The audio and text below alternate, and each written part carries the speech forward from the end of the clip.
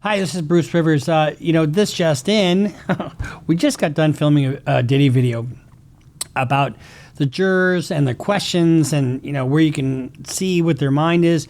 And as we were filming it, we got the news that the jurors have come to a decision on 4 of the 5 counts. Now, keep in mind, there's the racketeering count, and there's 2 sex trafficking counts, and 2 transportation for prostitution across state lines counts, okay? The sex trafficking counts are like 15 years. So, even if they acquit on the RICO, if they find him guilty on any one of the other offenses, it could be 10 or 15 years. There's a 15-year mandatory minimum on the sex trafficking charges.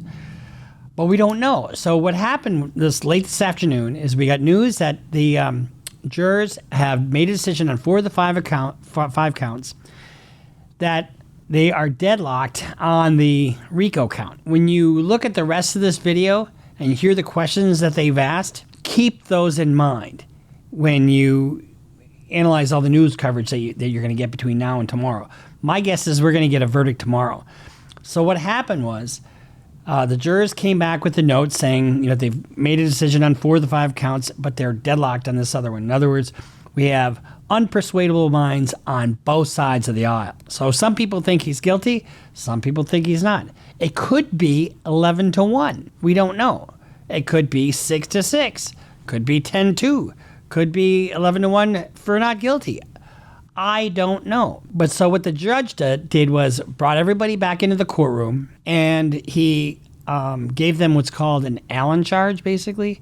Like, go back and deliberate some more and try not to offend your conscience and blah, blah, blah. And so they're done for the day. They're going to go back tomorrow. We're going to get a verdict tomorrow. If they come back again, after a few hours of deliberation and say, Judge, we just can't do it, the judge will probably let him hang on that count. That means you're going to get a verdict on 4 counts and then a hung jury on the RICO. And the government has a choice. If he's acquitted of all the other 4 counts, they probably won't do anything with the RICO count. If there's a mix, like a compromise verdict, they probably will. If it's all guilty, they have the option of trying that RICO count if it comes back as a hung jury. We just don't know. If you're Sean P. Diddler Combs, guess what you're doing? You're going like this. Your heart is fucking pounding. If you're Agnifilo or Brian Steele or any of the defense counsel, your heart is pounding through your chest. You don't know what they're thinking. You just don't. It is really interesting when you look at the questions, because they talked about distribution, right? And they wanted to know if somebody's asking for some drugs, is that distribution? That's really directly related to the RICO case. I don't know what to make of that.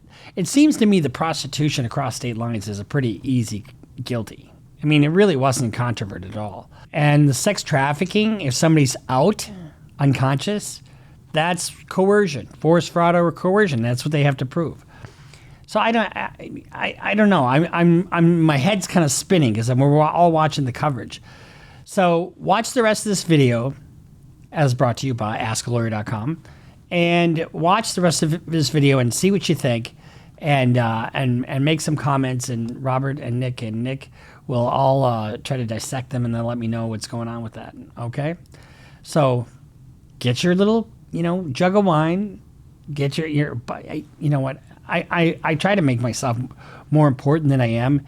I say my fans are white wine drinkers, snooty. They're really box wine drinkers, aren't you? Just kidding. Get your popcorn and watch the rest of this video. Watch the coverage. Tell me what you guys think. I don't claim to have all the answers. I'm guessing just like everybody else.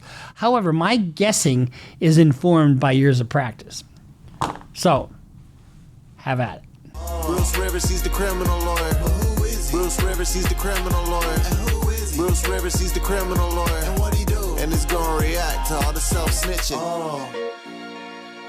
Hi, this is Bruce Rivers. Welcome to another episode of Criminal Lawyer Reacts. I'm Bruce Rivers, your very own personal board-certified criminal defense lawyer, coming to you with my pearl-handled pistol cufflinks that were so graciously gifted to me by our former content genius, Michael Rivers. God rest his soul. All right, so today we're reacting to a little bit of a Diddy update. It's not going to be a long video, so you don't have time for a whole bottle of wine, maybe a sip or two. and maybe just a handful of popcorn. But before we get to that, as always, this is brought to you by AskALawyer.com. AskALawyer.com is a cheap way for any grandma in a basement to get not free legal advice, but $49. It's pretty reasonable. I mean, you come and see me, I charge a hell of a lot more than that. For $49, one of the things that if you talk to a live lawyer, and that's what you're going to be doing, they can either get you on the right path or disabuse you of the wrong path. So go to AskALawyer.com if you have a problem with your landlord, if you have a contract dispute, if you have any kind of legal problem whatsoever.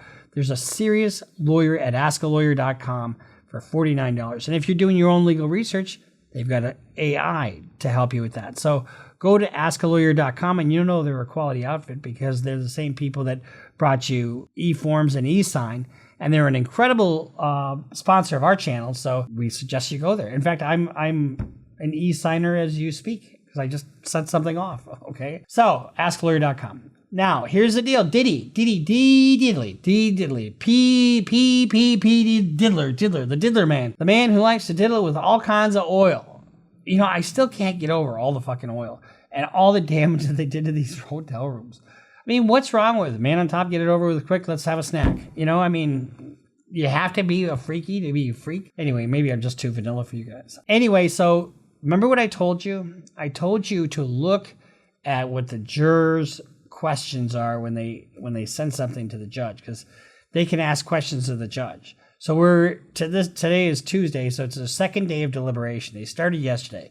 Within 70 minutes, they had a question for the judge, and it was, can we do something about this other juror who doesn't want to follow your directions? Here's the thing. The jurors have to follow the instructions that the judge gives them. So the juror sent a note saying that they were concerned that one of the jurors could not follow the judge's instructions. Now, this guy had his PhD. And let me tell you something. I have a story similar to this. I was doing jury selection in a murder one. I had this juror who had, you question him one-on-one in a murder one case.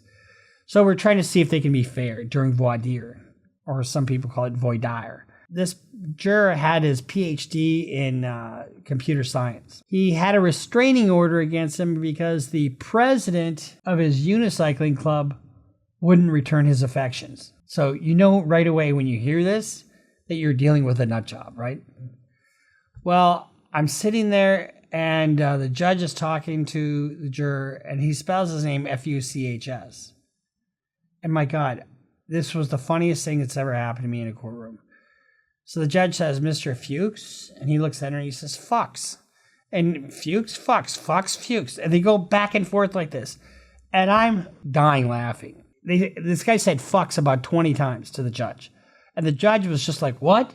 And every question that he was asked was weirder. His answers were weirder than the one before. And you could just tell he was going to be an absolute pain in the ass. We had questionnaires. He took 3.5 hours to fill out his questionnaire. Everybody else took like 20 minutes. And he bitched about the order of the questions. I suspect we're going to have something like that. And the defense would love to have this guy on the jury. But if he can't follow the directions and he becomes too much of a pain in the ass, guess what? There are alternates in the wings waiting. But it seems like that resolved. And then today they asked the judge for transcript of several sections of testimony, including Cassie Ventura's testimony about the 2016 Intercontinental incident.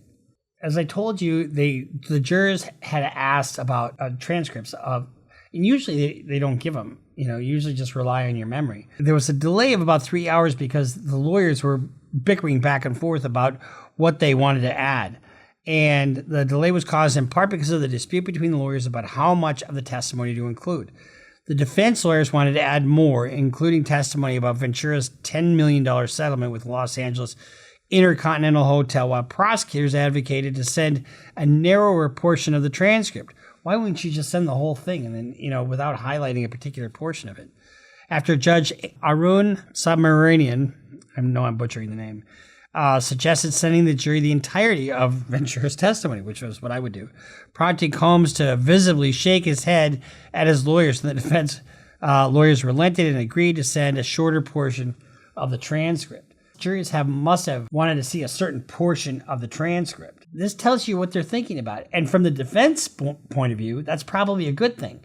Because if they're focused on her testimony, they're questioning her credibility. The jury focused on 3 instances that prosecutors highlighted as examples of Combs' alleged sex trafficking of Ventura. First, the jury requested Ventura's testimony about being assaulted by Combs at the Intercontinental Hotel in Los Angeles. She testified that she tried to leave a so-called freak-off sexual encounter after Combs gave her a black eye. Second, the jury also requested testimony given by Ventura and Phillip about an alleged instance in which Combs became violent with Ventura at a New York hotel during a freak-off.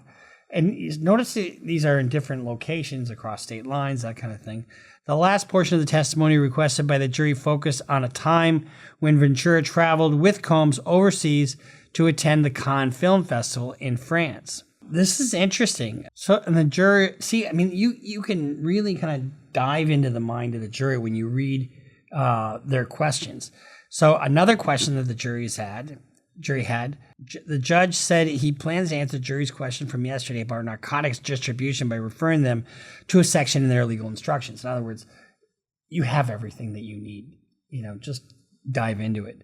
The word distribution means actual, constructive, or attempted to transfer. To distribute simply means to deliver. That's the general gist of, to deliver, to pass over, to hand over something to another person, or to cause it to be delivered, passed on, or handed over to another. Distribution does not require sale. So if Robert and I are out there and I've got a bunch of ecstasy because I want him to take his shirt off, and I give him a bunch of ecstasy, and he does, that's distribution. Just handing somebody, you don't have to sell it. And in the third note, so this is a jury that's really engaged. So in a third note, the jury asked if a recipient wants, requests, or asks for controlled substances, and an individual hands over the controlled substance to the requester, has the individual who hands over the controlled substance distributed? Yes, the answer is yes. Just because somebody asked it doesn't mean it isn't distribution. So the jury's focused on deliberation and what does it mean. And Agnifilo objected to the judge's instruction, saying he doesn't believe it goes far enough to answer the jury's question. The court is about to make something that amounts to a mistake, he argued. Can I give Your Honor an example? No, the judge said. Can you do what I'm asking? The judge denied defense request to modify the language in the response, saying it would confuse the jury even further. This is an attempt to mislead the jury, prosecutor Maureen Comey says. Oh, that's Comey's daughter, I believe. Combs stroked his chin and looked directly at the judge while the argument played out. When the judge denied the lawyer's request, he stared at Agnifilo. I don't think he and Agnifilo are getting along, to be honest with you. The structure of the verdict form instructs the jury only to consider the drug offenses and other underlying crimes if and only if they find Combs guilty of racketeering conspiracy. So, what does that tell you? The fact that they're looking at distribution, and you only look at the distribution if and only if you find that racketeering exists. Did they find that racketeering exists if they're now analyzing what distribution is? You could probably argue that that's the case. And if that's the case, stick a fork in him. He's done. This is really interesting. But this is all speculation on my part too, right? I mean, we don't know exactly what the conversations between the jurors are. So what we're doing is, we're taking little nuggets here, little nuggets there, and trying to speculate. But it's probably pretty good speculation that, they may have found racketeering and now they're discussing whether there's drug trafficking. And you can see from the other questions what they're focused on. And it seems like they're engaged, they're focused on the right things. The other part of the testimony that they asked for was a portion of Ventura's testimony about freak-offs with Daniel Phillip, a male escort who was also a prosecution witness. The jury further asked for Phillip's testimony regarding an alleged freak-off at the Essex Hotel in New York. Phillip testified that he saw Ventura completely passed out and slumped over at that time. What would that tell you? That's not consent. One of the things that Nickolaus said in his closing, take away the sex of this. Just ignore the sexual part of this. This is really a domestic case. Yeah, maybe he was a little abusive, but this is wait. It's like, okay, take away the racketeering for a second. You can't do that. Ignore the facts of the case, would you please? Just ignore the facts. So the jurors have sent it's got to be 3 or 4 notes to the judge. I think they're working through the elements of the crime. They had a problem with one of the jurors, and maybe that's been resolved. Hopefully that's been resolved. But sometimes the more educated you are, the more pain in the ass you are.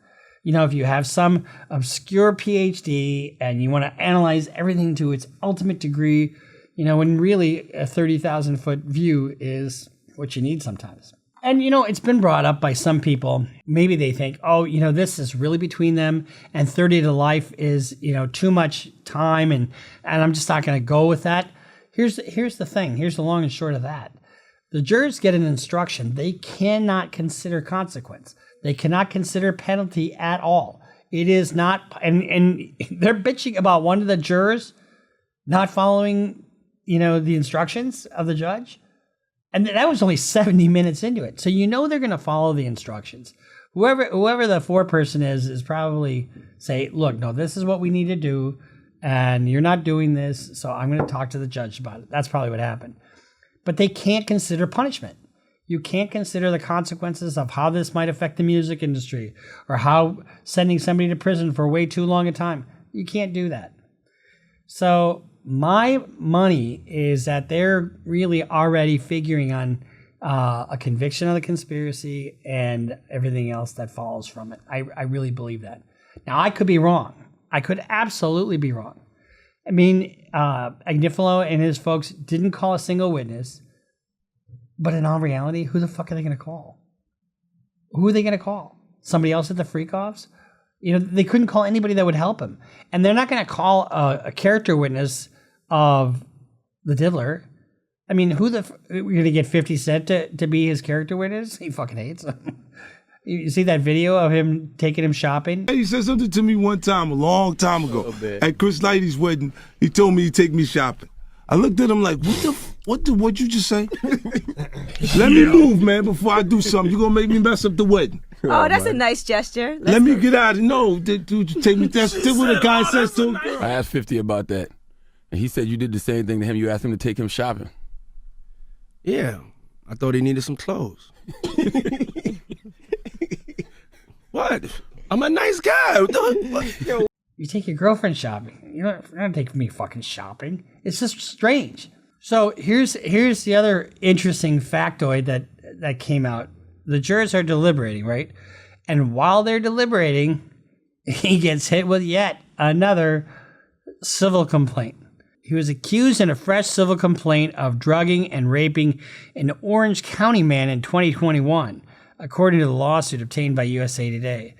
In 2021, the man, then in his 20s, alleges that the lawsuit that he met a security guard for one of Combs' parties and stopped at a gas station in Los Angeles, because that's what we do when we're at a gas station. We pick up random fucking strangers and fuck the shit out of them. The guard invited him to the party that evening, where he says he drank a glass of champagne with funny juice in it, Jesus juice in it, and a glass of champagne on arrival, and then he later suspected had been drugged.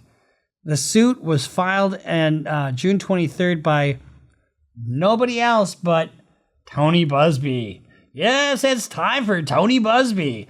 Boy, he just seems like this bottom feeder. Why did this come out now? I mean, why did this all of a sudden come out now? This is suspect. This guy better have something to back his shit up other than just his words. No matter how many lawsuits are filed, it won't change the fact that Mr. Combs has never sexually assaulted or sex trafficked anyone. Man, woman, adult, or minor. Fuck, these legal teams are just getting rich off of Combs with all these lawsuits. I mean, at this point, just fucking default and who gives a shit? What are your damages? We live in a world where anyone can file a lawsuit for any reason, Combs' legal team continued. Fortunately, a fair and impartial judicial process, except for the one I'm going through right now, exists to find the truth. And Mr. Combs is confident he will prevail in court. I'm proud to be leading the civil litigation and really looking forward to trying these cases in court, so says Mr. Busby. I don't know if he's ever tried a case or not. Drawing on his cache of other lawsuits, the allegations levied in the federal trial, Busby called The most recent allegation against Combs, shockingly typical. Busby is who he is. You can look him up online and you can see his demeanor. He's one level below Better Call Saul. Although I kind of like Saul. Just as if while you're sitting there, it's like, you ever see that Sam Kinison deal? What's the worst that can happen to you? You put in your grave, right? He's laying there and you're in your grave. What's the worst? And all of a sudden he goes, wait, what's going on? And you're like, you're in your grave, you're dead. And he rolls over and he's, hey, he's getting fucked in the ass by somebody. It's like that you think just when you think it was worse, then it gets 10 times worse. Fucking Diddy. I feel bad for him in one sense because there's just so much there. But at the other sense, this is all of his own making. You are putting yourself out there, and whether the people have legitimate claims or not, you're making yourself vulnerable because people are predispositioned to believe that you did all this shit. And you even said you did, no party like a Diddy party, right? No off like a freak off. Hey, everybody know ain't no party like a Diddy party, so. Yeah, that's what's up.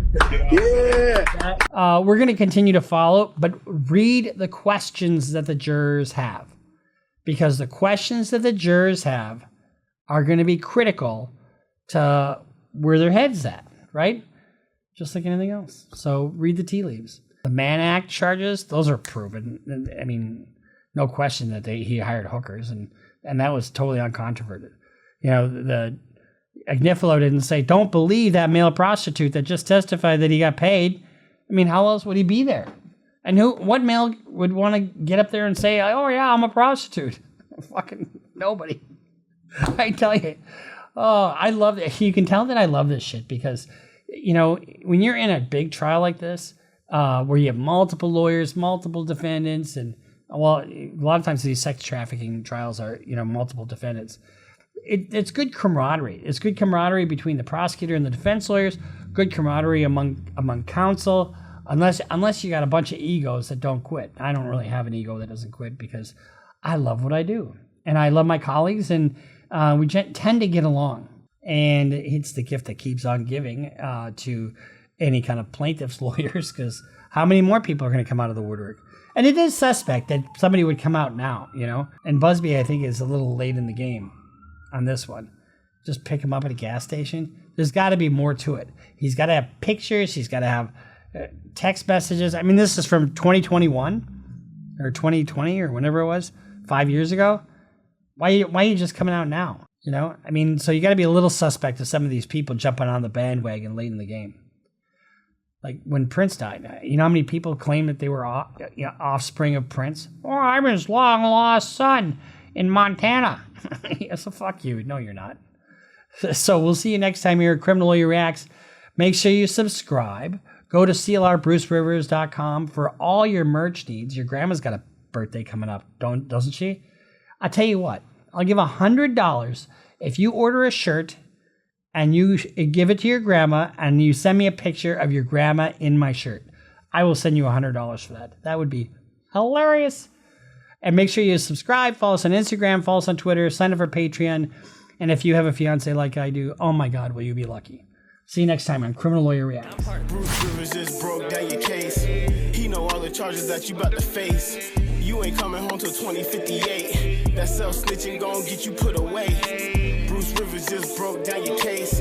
He know all the charges that you about to face. You ain't coming home till 2058. That self-snitching gon' get you put away. 23-hour lockdown, please, is at my God.